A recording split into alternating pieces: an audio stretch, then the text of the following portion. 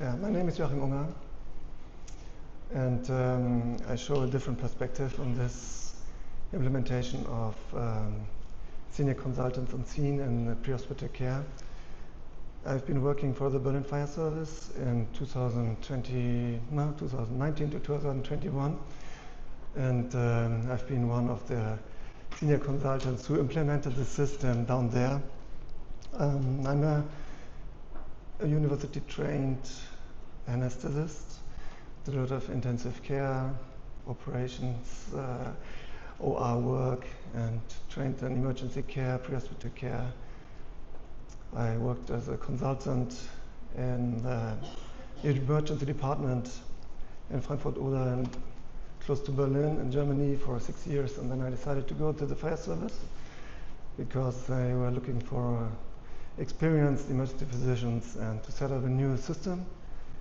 But my imagination was more going to bureaucracy, doing standard operations, procedures development, quality assurance, a little bit of pre-hospital care. But it came differently, and yeah, so I will tell you about burnout, and just to let you know, that might be emotional, so I will not talk about science. That's my personal story.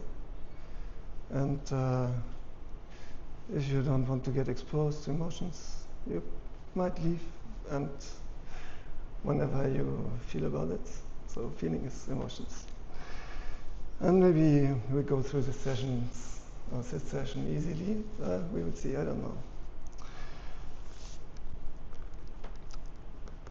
As I said, the Berlin Fire Service changed medical governance. So the medical director in this time, he wanted to set up a new governance structure, and Vienna was a template to bring a second experienced physician on scene.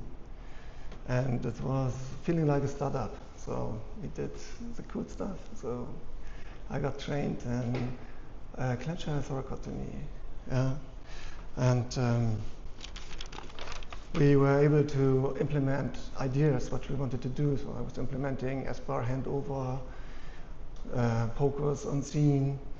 Maybe some of you know the Berlin Fire Service SOPs, standard operating procedures. They are, I would say, unofficially German templates for SOPs.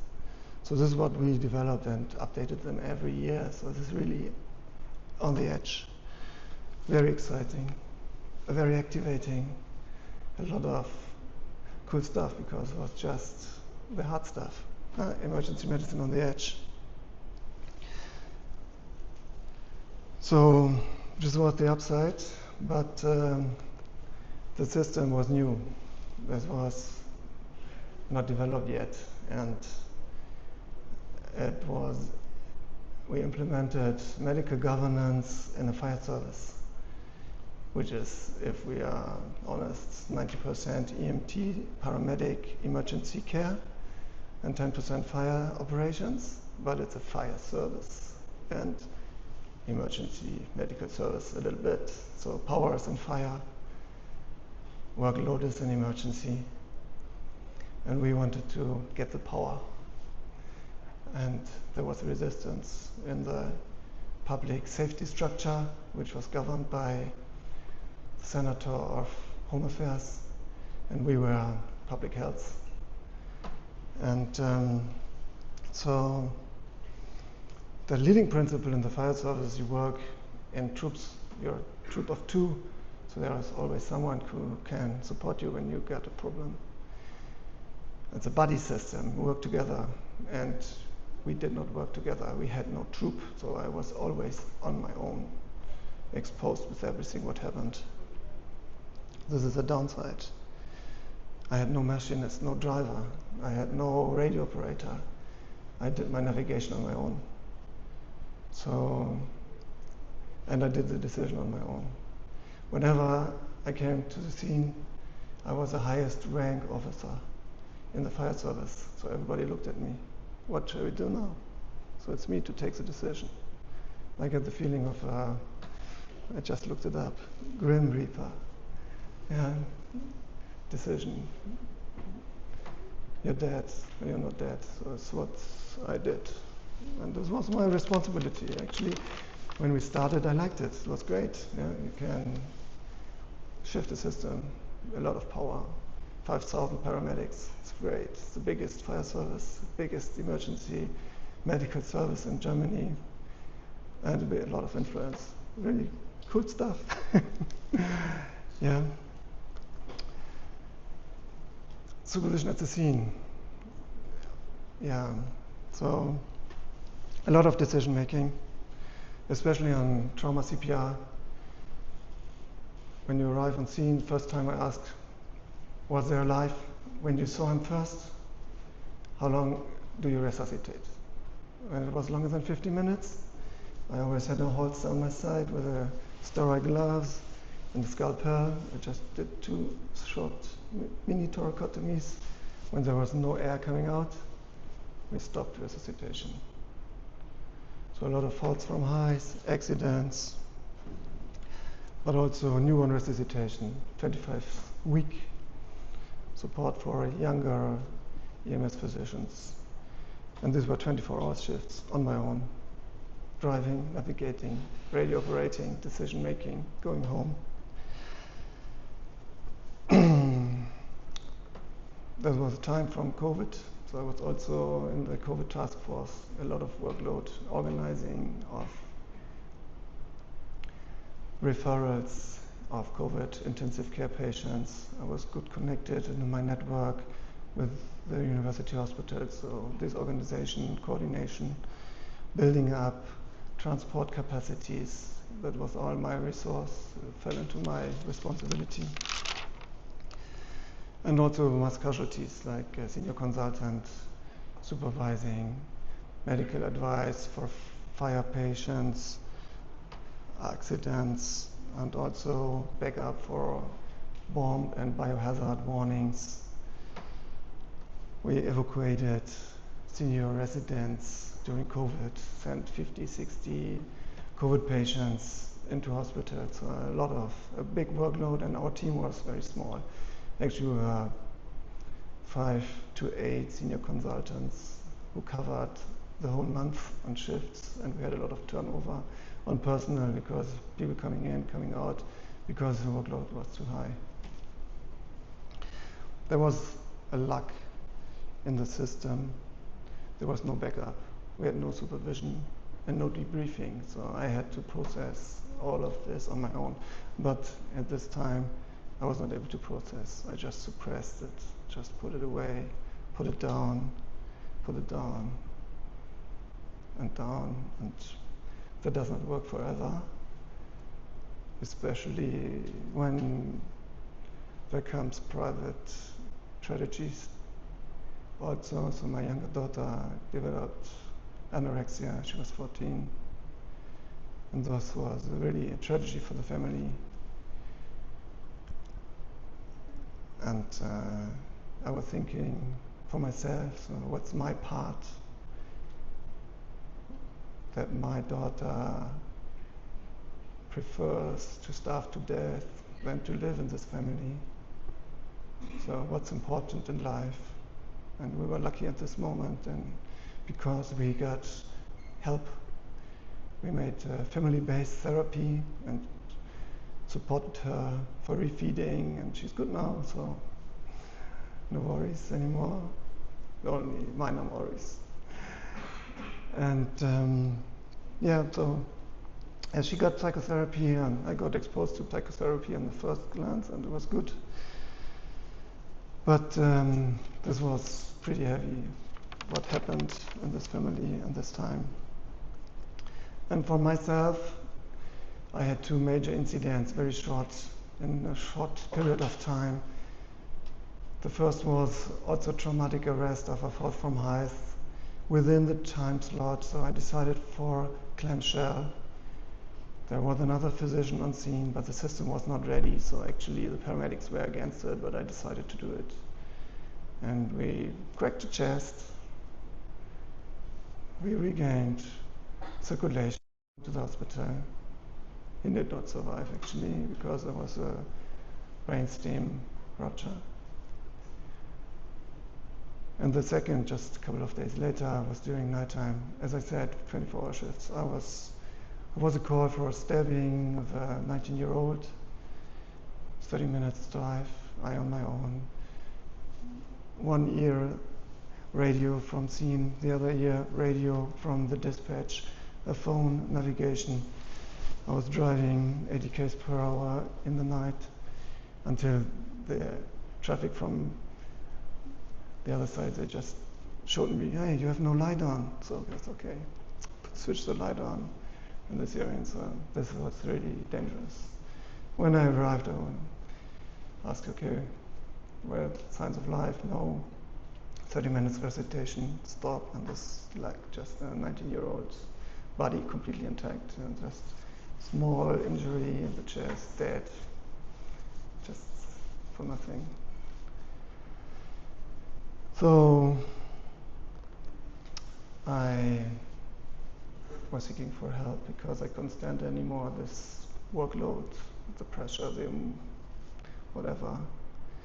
And I went to the psychosocial emergency care support.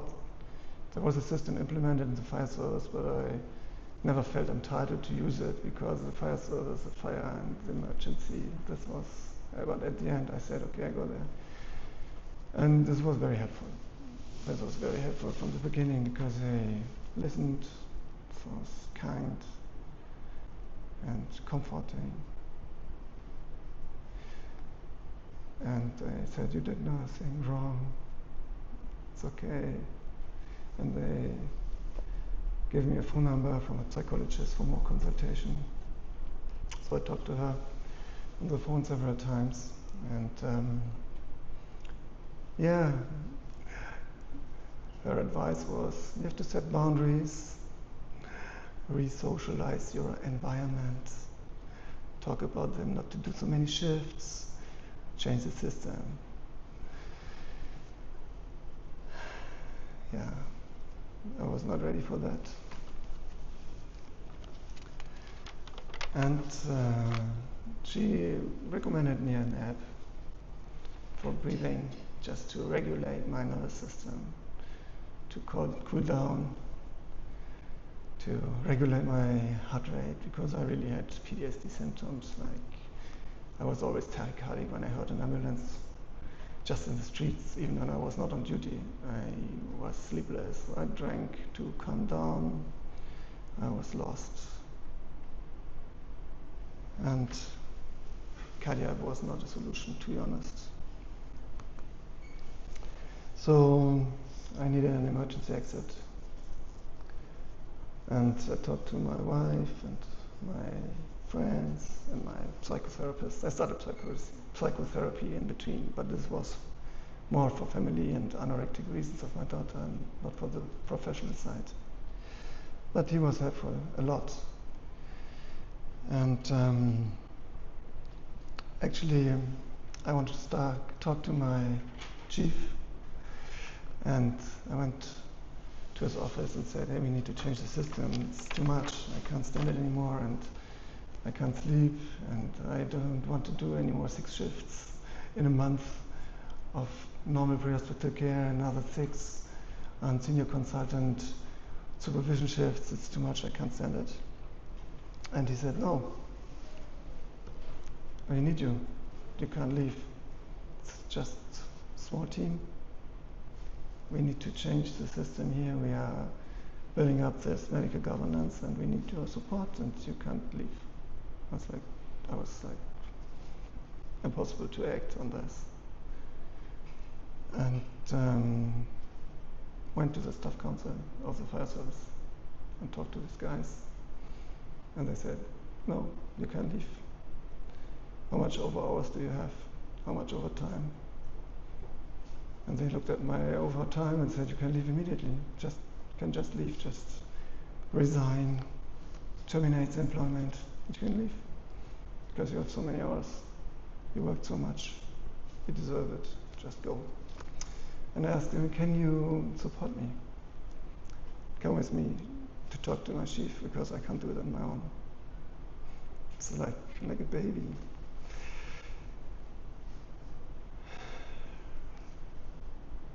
And we worked together, and I said, I'm leaving. That's it. And I left. Never came back.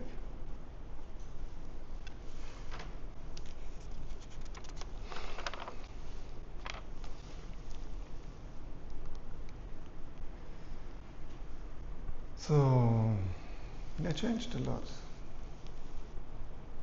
And I can show you some parts which were helpful for me. Don't know if they're helpful for you, but yoga is great.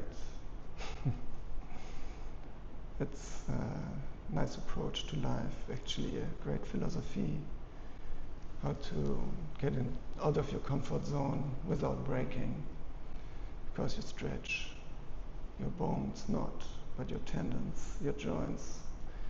And you don't go further, you don't break the bone. So I learned again to get into comfort zone, get out of the comfort zone without breaking.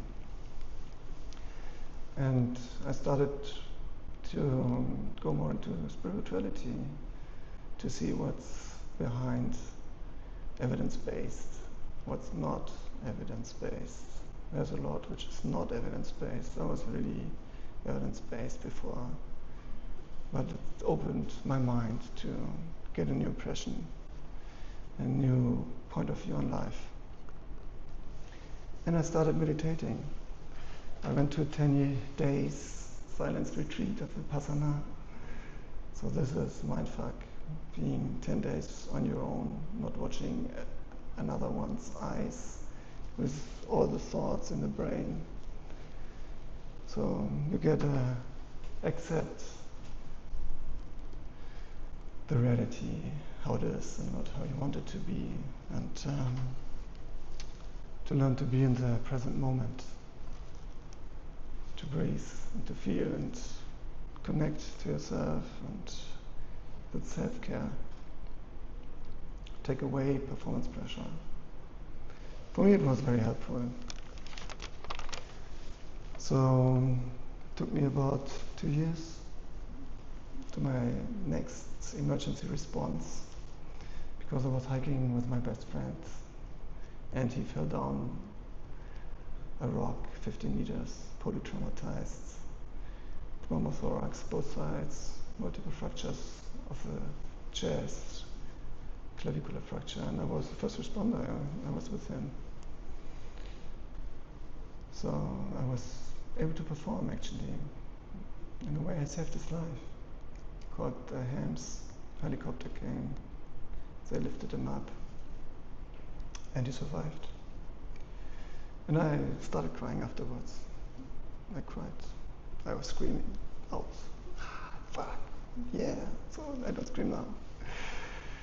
And one of the paramedics who were still there, he just came to me and said, hey, do you need help? How are you? I'm fine. I'm really good, thank you. I'm happy that he survives and he survived. And there's a way to express my happiness. Even if I cry, I'm happy. So I can have two feelings. I release, I'm sad, I have fear, and I cry, but I'm happy also. This was great for me to experience that. Medicine's not over, we can still do it. I don't want it, but I can. And I wrote a blog post. This is why I'm here, this is why I got invited. Thank you for that. It's a blog post on Das Forum. It's in German. Some of you speak and read German, maybe. So if you want to recap this session, I see dead people because I still have flashbacks. When I drive through Berlin, sometimes I come on places where I haven't been before, but then I get flashback. I know who died here. I see the dead person. I see the accident. I see the resuscitation. I see the stabbing wounds. And I make a pause and feel. And then I proceed. So How did I integrate this in my life? I don't see patients anymore. Still not. I'm not ready for that. But I train young emergency physicians in simulation. So there are German formats like EUSEM in Austria, NASEM 25. You have to do 25 simulated cases, hollow cases. For example, sudden infant death. So when we do sudden infant death sessions, I don't debrief on content. I don't debrief on algorithms. I don't debrief how to resuscitate a newborn or a 1-year-old. I take the group to the debriefing room. We sit down. And I say, hey, how are you doing? How do you feel? Not talking, just feeling. Do you have kids? How old are they? How does it relate to you to have a dead child? And we cry. Everybody's crying. Not everybody, almost. And then we go 25 minutes through this process, and then we get out of it, talking, and everybody's released. So some emotional release on this. So our emotions are allowed. We can perform. And sometimes we need to perform, we must perform, and we can't cry in this moment. But we can allow emotions afterwards. So to close this, my take home is take oxygen first before helping others. Take care of yourself. So I'm open for questions.